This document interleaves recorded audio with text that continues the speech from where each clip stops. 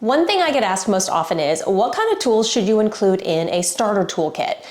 You know, someone who's just starting out, maybe they bought their first house, they've never been really handy, they're just getting into DIY, and they want to know what they should include in their first toolkit. So I actually have a little basic toolkit or a starter toolkit here that I keep in my home. So let me show you what's inside.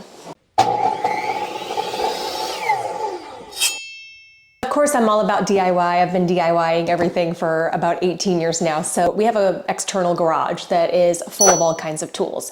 But I do like to keep this basic kit inside my house. I have a utility closet that I keep it in.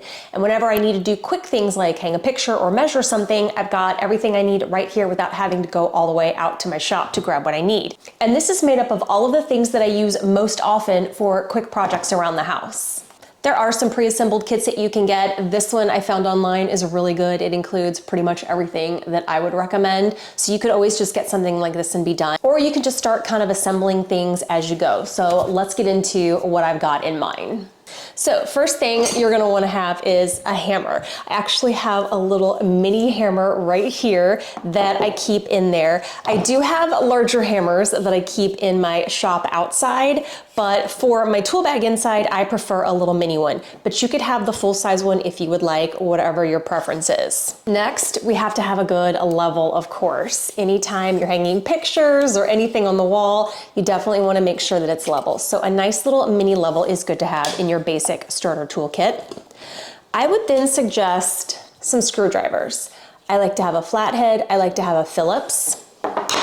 I also like to have a little set of the mini ones for doing things like small electronics or even eyeglasses. Now, if you want to level up your starter toolkit, a nice little electric screwdriver is always handy too, especially when you're assembling furniture and you're doing a lot of screws. This will definitely save you a lot of time. Next up, I would suggest an adjustable wrench or a pair of channel locks. Next up, needle nose pliers. Then we've got a tape measure. I use a 25-foot one in my little basic toolkit. I also have a nice little digital one for longer distances, totally optional. I would definitely get a tape for sure. A good stud finder is always helpful, and this isn't anything fancy. This is literally just a magnet. So what it does is you're gonna roll it around the wall, and once it sticks, that means it has found a screw or a nail, and so that's a stud. Very easy, no frills stud finder. Next, a good set of work gloves. Next, let's do a pencil, either a regular pencil or a carpenter's pencil. I have both in here for some reason. Next up, I've got a little set of Allen wrenches or hex keys, whatever you want to call them. So these are always handy to have. Next up, we've got a utility knife. And then I keep an extra set of blades because I run through blades a lot. Some electrical tape and some duct tape definitely will come in handy. And then a little, I think this is called like a 15-in-1 painter's tool. These are great. I use this mostly for scraping things, like scraping old caulk or adhesives off of things, but there's a nail puller right there for you. There's like little wrench pieces on the side. This little tool can do so much for you. So this is definitely good to have in your toolkit. And then you're gonna want a good sturdy bag. So this is just a little bag I picked up from Lowe's a few years ago. You can have a toolbox if you prefer. I just like the bag. It's just easier to carry with the little handles. It's got a few pockets on the outside for easy access.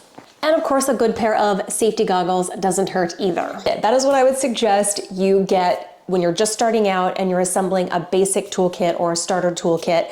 My older son moved out a couple of years ago, and I actually went to my local home improvement store and I bought versions of all of these things for him and a little tool bag, and I gave it to him as his housewarming gift so that we could get him started off on the right foot. So it makes a really good housewarming gift as well if you're looking into that. And these don't have to be expensive. I mean, I have a lot of mismatched pieces, nothing really flows together. If you're on a budget, you could go to yard sales and estate sales and find some really good deal on some tools. In fact, this screwdriver right here, I bought at a yard sale last summer for $1 because I misplaced mine that I keep in my little house tool bag. So $1, I got a replacement. I also bought this mini hammer at an estate sale a couple of years back. I think I spent $2 on it. So you can get some really good deals secondhand to assemble your little basic starter kit and save a ton of money. Now, if you're looking for anything that I have here specifically, I'm going to go ahead and drop links of everything for you in the description. So what do you think? Is there anything you would add to this toolkit? Comment below and let us know. Drop any questions you have in the comments and subscribe for more DIY Made Easy.